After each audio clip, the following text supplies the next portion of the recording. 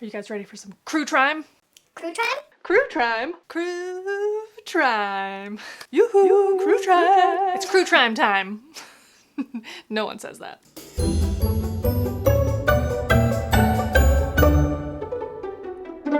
Hi guys, welcome back. In today's episode of Crue Trime, it's a collab. Okay, so this is really exciting. Today's collab is with Rebecca from Frugalistablog. Not Fergie, Frugy. Never yet way.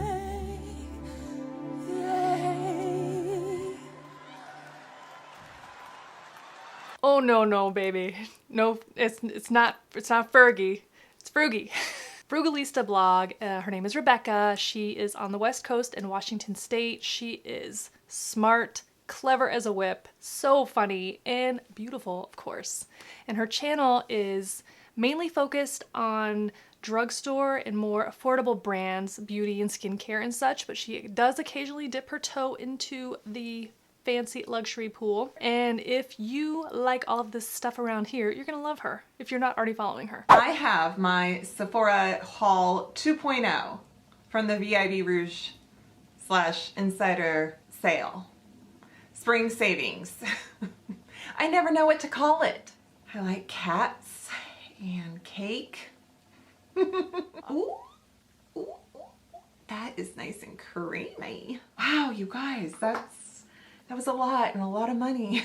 So if you love makeup and skincare, goodies, and just general beauty awesomeness, and especially if you're looking for somebody that is an over 40 babe, you are gonna love her. Why am I doing this with my hands? I don't know.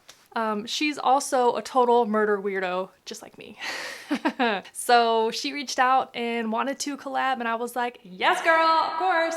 So today, Ms. Frugalista is joining in on the Crue Trime fun, and we decided to choose each other's stories. So if you want to see which story that I choose or chose for her, make sure that you check out her video. I will link her channel down below, of course. I'm gonna make it easy for you. But let's see what story she chose for me. Hey Sarah, hey Better Off Red, how's it going? Thanks so much for having me on your channel. I'm so excited to do my Crue Trime story, and I have an assignment for you. Since we're going local, kind of a hometown theme, I'm gonna give you, for your Crue Trime story, the DC Sniper. I love it, I hate it, I'm scared, but I'm excited to see how you glam it up. Okay, all right, DC Sniper, I see you. I got this, I got this. Ooh, this is a good one. Hold on to your butts. Should I do my eyes first today? Maybe. The Beltway Sniper. The Beltway. Okay, so the 64-mile Interstate 495 loop that surrounds Washington, D.C., it's known as the Capitol Beltway, or if you're a local, just the Beltway. It connects and effectively creates the DMV, which is the District, Maryland, and Virginia. I'm a local, okay, and traffic on the Beltway is a daily torment. But for 3 weeks in October of 2002, oh, that was real. That was a real nightmare. Okay, well, I know that I've already talked about something terrible that happened associated with the freeways around DC, but that's how terrible traffic is, okay? It makes people insane. This is not about traffic. Okay. On October 2nd, 2002, 55-year-old James Martin was shot and killed in a parking lot at a Shoppers grocery store in Wheaton, Maryland. Sad to say, not really that scarce of an occurrence in and around DC, maybe in that area, but let me do my forehead too while I'm over here. So things didn't really start to get super crazy until the next day. The next morning, October 3rd, 4 people were shot in the span of about 2 hours, all within a pretty short distance of each other in Montgomery County, Maryland, which is, you know, the northern suburbs of DC. Let's put some eyebrows on because I look like an alien. All right, so first thing in the morning, 39-year-old James Sonny Buchanan was mowing grass at like a commercial type area in Rockville, Maryland, and he was shot. He stumbled along the grassy area and collapsed and died. Next, 55-year-old Premlukar Walikar was pumping gas. He was driving a taxi and was shot while pumping gas. He pretty immediately also died. About 25 minutes later, 34-year-old Sarah Ramos was sitting on a bench reading a book outside like a strip mall shopping area, and she was shot and killed immediately, right in the head. When the calls for her came in, they had assumed that she killed herself, but there was no weapon. Then, about an hour later, 25-year-old Lori Ann Lewis Rivera was vacuuming her van at a gas station and she was shot. Whoa, like that's a lot. That's a lot. I mean, it was very clear that these things must be related. So in each of those killings, they had all been shot with one single bullet from a distance. Fear quickly spread in the communities as this hit the news, of course. By the end of the day, Montgomery County schools and DC schools, that's the wrong thing, were on lockdown. Nobody could go outside. No outside recess, no outside activities, no eyebrow pen that works. A witness to the woman who was sitting on the bench and was shot, someone in the parking lot claimed that they saw a white van or box truck fleeing the scene around the time of the incident. So pretty early on, white van, white box truck became like the suspect. That was never corroborated, by the way. So later that evening, 72-year-old Pascal Charlot, he was 72, as I said, and was just walking down the street in DC. He's the only one who was actually within the DC limits. He just was crossing the street right there on Georgia Avenue, and he got shot in the chest. So that's 5 in one day. 5 people. There are some common threads, but there really aren't any common threads. Like, none of the victims are related. They're not the same gender. They're not the same age. They're not the same race. They're not the same anything. They were all shot from a distance. From what authorities were able to pretty quickly put together was a .223 caliber rifle. So you don't really need to be a gun aficionado to understand what that means. It's powerful. Okay. Also very obvious by the end of the day, that same day, was that somebody was sniping random citizens. You know, they were being shot from a distance. What was also very clear was that although it seemed very random, it was very planned. I should have washed these brushes. All right, the next day on October 4th, 43-year-old Caroline Sewell was shot in a Michael's parking lot in Spotsylvania, Virginia, while she put her bags away. She actually made it to the hospital and was treated and was eventually released about 10 days later. 3 days later, 13-year-old Iran Brown, 13, you heard me, 13-year-old Iran Brown was shot outside of Benjamin Tasker Middle School in Prince George's County, Maryland. He normally rode the bus, but he'd gotten into trouble and had been kicked off the bus. So his aunt took him to school that day and had to drop him off about an hour early because that was the only time that she could get him there on time,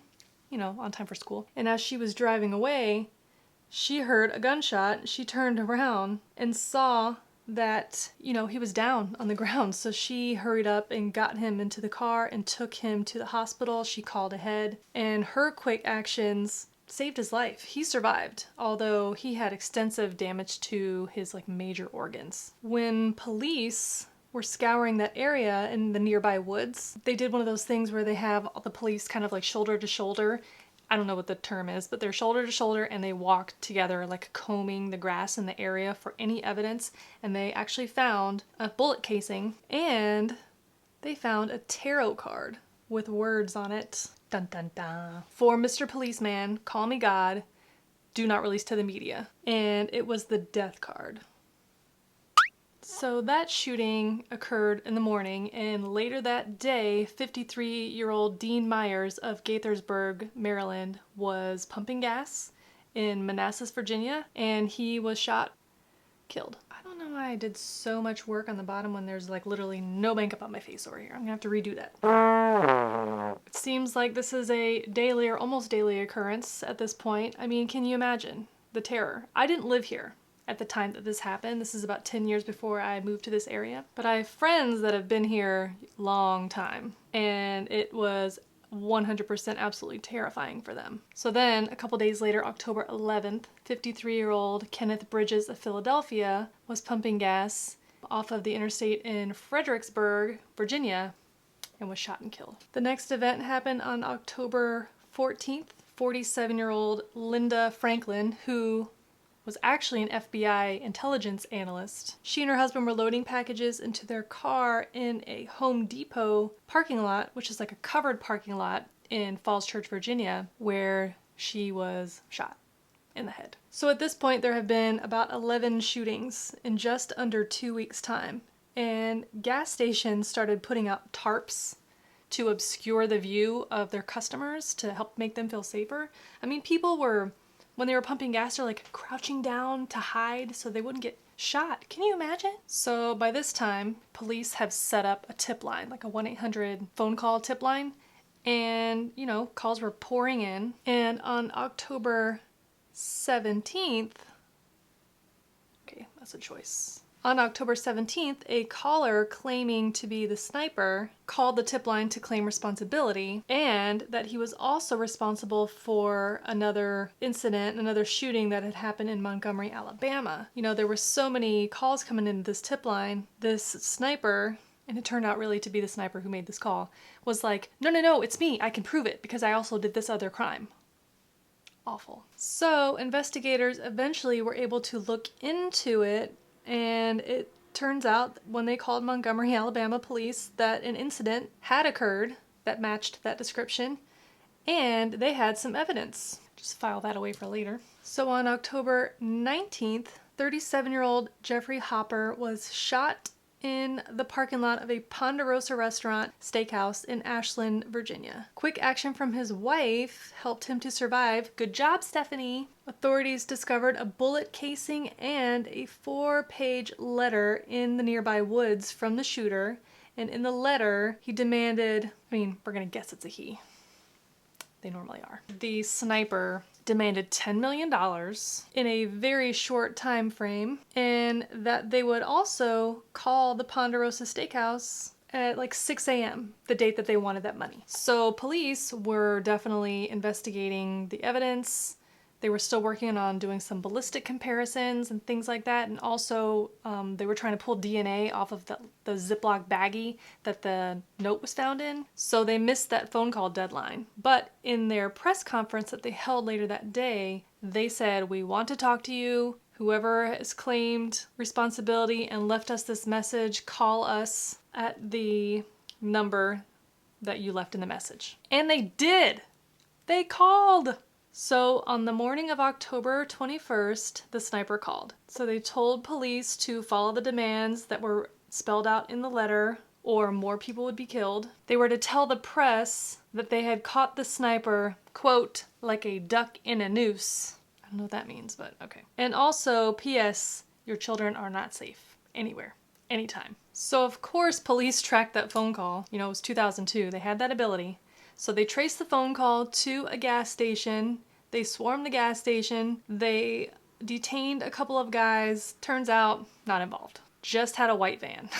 I don't know if you guys have ever paid attention to how many white vans and white box trucks, white vans with like ladders and stuff on top there are. There's a lot. They're everywhere. Like every business uses a white van. Well, you remember that phone call that mentioned the robbery shooting in Montgomery, Alabama? Well, the note also talked about it, so police doubled down on that evidence from Montgomery, Alabama, and they got it brought up to the FBI lab at FBI headquarters that's in this general area. Wow, that's a lot of fallout. Yowzers. So now that authorities have all this evidence, they're able to cross-reference it with the FBI database. So the next morning, the database found a match. They found a fingerprint that matched 17-year-old, oh yeah, you heard me right. They found a fingerprint that matched a 17-year-old kid named Lee Boyd Malvo. His fingerprint was in the database because he had been fingerprinted by immigration officials in Washington State, in Tacoma, Washington. That record provided another important lead, an adult man, 41-year-old John Allen Muhammad. The record said that they lived together in Washington. On October 22nd, another victim. This time it was 35-year-old Conrad Cj Johnson. He was shot and killed as he stood on this top step inside of his bus. He was a bus driver. Turns out his route serviced a lot of elderly folks, older folks, and they were really scared, right? So they would be afraid to board his bus, and he would, it sounds so nice, so lovely, and it's so sad, but he would get off of the bus and help them onto the bus, so in case there was a shot, he would take the bullet. At the scene of that shooting, another note was discovered nearby, and it said, "Your incompetence has cost you another life."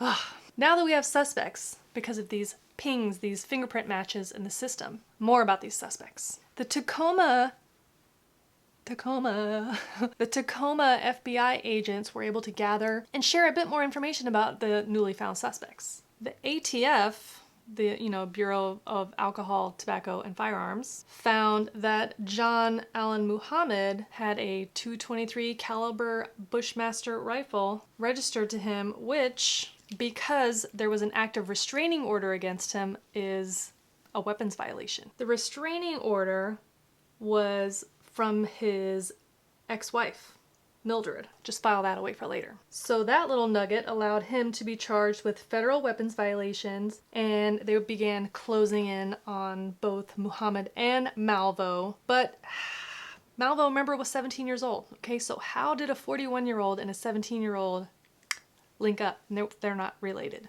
Lee Boyd Malvo had an abusive and absent mother growing up in Jamaica and St. Martin and Antigua. He struggled through childhood wishing for structure and a real parental relationship, specifically a father figure. John Muhammad, so he kind of had a similar upbringing. He lost his mother at a young age, and he felt like he was never appreciated or supported to his full potential by his family members. Like, they didn't recognize how great he was. So he married a woman named Mildred in 1988, and they had 3 children. By all accounts, he was a doting father, maybe not a super great husband, because he had a wandering eye and such, but he worked as a combat engineer in the National Guard. That's how he made his living. Some of his experiences while being deployed kind of brought him back a different person. So when things started changing, Mildred started getting not cool with that, and he became a dark, angry, violent person, and one day Mildred had enough of that shit and she bounced. He had threatened to kill her, and she believed him, and she was like, bye. That marriage dissolved. Yeah, in 2000, John took the kids and ran off to Antigua. Didn't tell Mildred where they were. Took her a while to figure that out. So Antigua is where John Muhammad met and started to form this relationship with Lee Boyd Malvo, this young, impressionable, desperate for attention and love and approval and all these things. He found this boy and quickly took him under his wing. Okay, so in 2001, Mildred finally located John and the children. She went to family court and had them compel him to return the kids to the United States, under the ruling that he had violated the parenting plan that he claims that he didn't know about. Because of their background, their history, Mildred knew that he would not be happy with this and was not playing around, so she took the kids and she fled Washington State. So now John, with Lee, who he became very close with, came back to the United States, came back to Washington State, and he began searching for Mildred and the children. He started devising a very bizarre and detailed plan to exact revenge on Mildred for taking his kids away. So under John's direction, quote, guardianship, that was not a real guardianship, but he was raising Lee, mentoring him, teaching him, guiding him, and controlling him. Part of their lifestyle was dedicated to a lot of marksmanship training, a lot of weapons training. They were training at a firing range and gun store in Tacoma, Washington. The pair followed a very strict lifestyle, very strict nutrition plan, that's what you want to call it. It's like a generous way to describe it. Strict exercise plan. Go get him! Get him! So at this point, John had total control over Lee. Total control. They often referred to each other as father and son. Lee Malvo called John Muhammad dad. Things escalated wildly from there, but we'll come back to that. Okay, so the criminal records database matched the fingerprints to Lee Malvo, and the connection to John Muhammad allowed authorities to search vehicle registration records, and they matched his records to a vehicle. It was a 1990 blue Chevy Caprice with New Jersey license plates. That vehicle description was given to the media very quickly. So within about 15 minutes of the news media getting a hold of that vehicle description and broadcasting those details, it was spotted. At 1 a.m. on October 24th, 2002, a blue 1990 Caprice, Chevy Caprice, was spotted at a rest stop off of I-70 near Myersville, Maryland, and sleeping inside of it was John Allen Muhammad and Lee Boyd Malvo. A vigilant citizen had spotted the vehicle and had called the tip line in to police. Police arrived very quickly, obviously. Okay,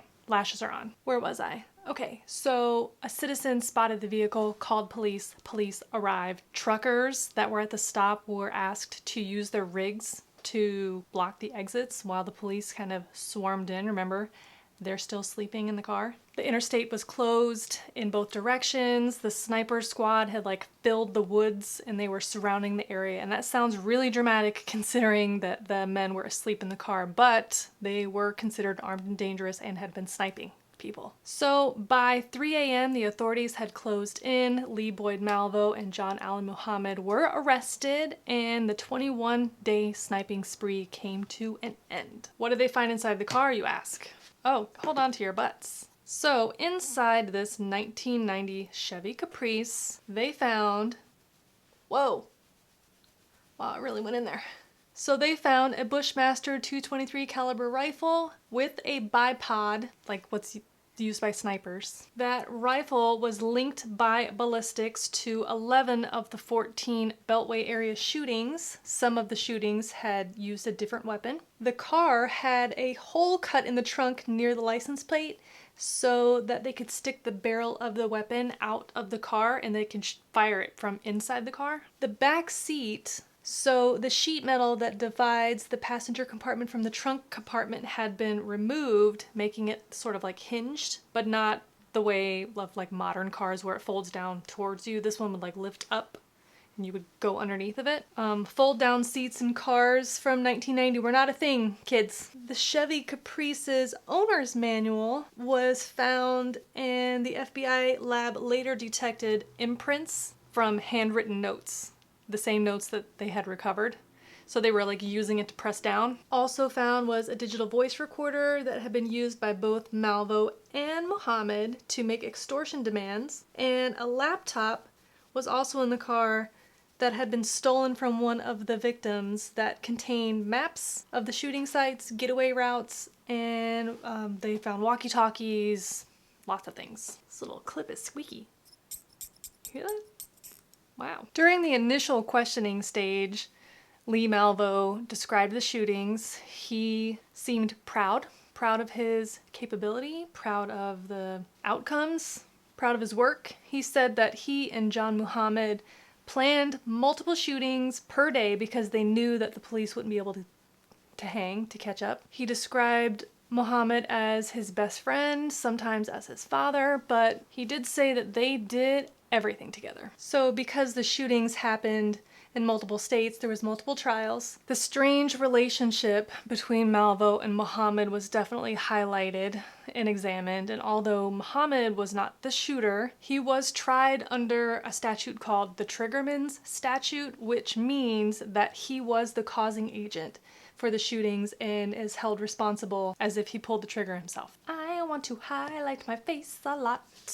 Where's my highlighter? So in John Allen Muhammad's Maryland trial, Lee Malvo took the stand and he confessed to 17 total murders. He admitted to lying in an earlier trial, so must have been either one of his trials or the Virginia trial, in an effort to protect Muhammad from the death penalty. He thought that, you know, because he was a juvenile, it would be harder for them to give him the death penalty, so he just confessed to kind of take the responsibility. Do you follow what I'm saying? He also detailed the plans for the shooting spree, outlining that it was meant to be multi-phase, multi-location, planned random victims, explosions, extortion, recruiting, training. It was cuckoo banana crackers. Ugh, look at that makeup on my lip. How disgusting. How long has it been like that? You guys gotta tell me. If they were from Washington State, why were they doing this in Washington, D.C., right?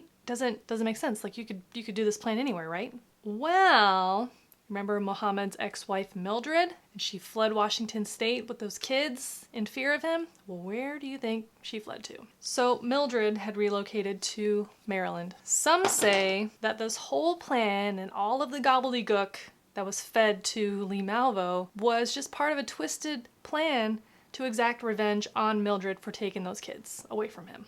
In his mind. If there was a crazy murder spree in the area and she just so happened to be one of the victims, that it would have been harder to link it directly to him as a scorned, you know, ex-husband.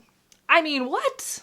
Not everybody agrees with that alternate theory, but if you're asking me, I mean, it's crazy, but it sounds pretty legit. So on November 17th, 2003, John Muhammad was convicted in Virginia on all 4 counts of capital murder. The jury unanimously recommended the death penalty, and that's what he was awarded. So Lee Malvo, a juvenile, was sentenced to 6 consecutive life sentences without the possibility of parole. Muhammad and Malvo were also charged or considered strong suspects in at least 10 other previous incidents in other locations, including murders and robberies in Alabama, Arizona, Florida, Louisiana, Texas, Georgia, and Washington State, including the murder of a woman who testified against John Muhammad in his custody trial. Maybe not a trial, hearing, custody hearing.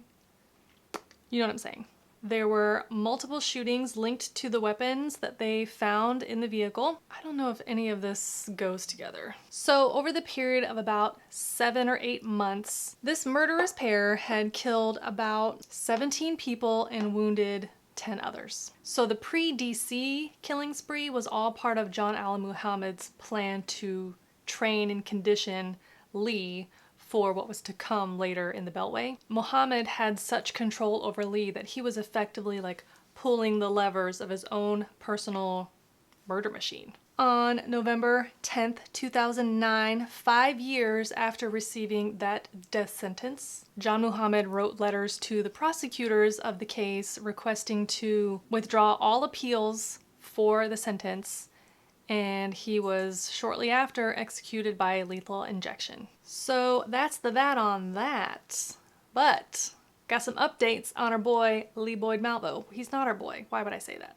Okay, so in 2017, a federal judge vacated 3 of Lee Malvo's life sentences, the life sentences without parole in Virginia, based on a 2012 Supreme Court decision that said that mandatory life without parole sentences for juveniles were considered unconstitutional.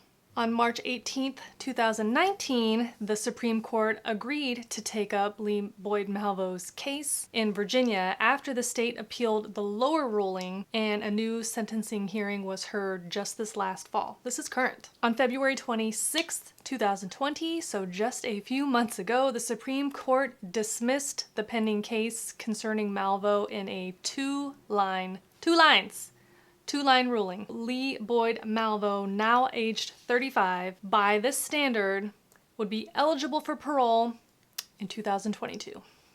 Surprised it's not this year, because 2020 is a dumpster fire. I feel like I need an interquarter highlight. Don't you? Okay, I know that's very upsetting. It was upsetting to me also to read that, but remember, there are 2 different states that awarded these rulings. The sentence that was awarded in Virginia was a mandatory life without the possibility of parole sentence. If you get convicted of a certain crime, it has a mandatory sentence. But in Maryland, that was not a mandatory sentence. So Twas determined that the Supreme Court ruling does not apply to the Maryland penalties because they were not mandatory at the time that they were awarded. So that is the story of the DC Sniper. Thanks to Rebecca at Frugalistablog for recommending this story. I see what you did there, girl, because there is a Washington connection and that's where she lives. So this is kind of fun that it's connected. Creepily, but still fun. If you would like to see the story that I chose for Rebecca to dig into and tell while she gets ready for the day, then make sure that you check out Rebecca's channel. Everything is going to be linked down below. It is Frugalistablog. That's where you'll find it. Thank you so much for hanging out today and for watching this video. I really appreciate it. If you want to see more videos like this one, then make sure you subscribe to my channel before you leave today. I upload new videos here on YouTube every Thursday, and you can follow me on the other social channels. If you want more Crue Trime, I've got a playlist. There are plenty of other channels that are doing this sort of thing, so just get your fill, girl. For the makeup that I'm wearing on my face today, you will find that all listed down in the description box with links so that you can Google it or purchase it, whatever you want. That's it for now. I will catch you next week in next week's video. Bye! Now, which one? Cool, and she had to drop him off about a week. Jesus. John Muhammad. Until they... Fucking loud ass cars. This lash won't stick. Conrad This is not going well. Why did I do this to myself?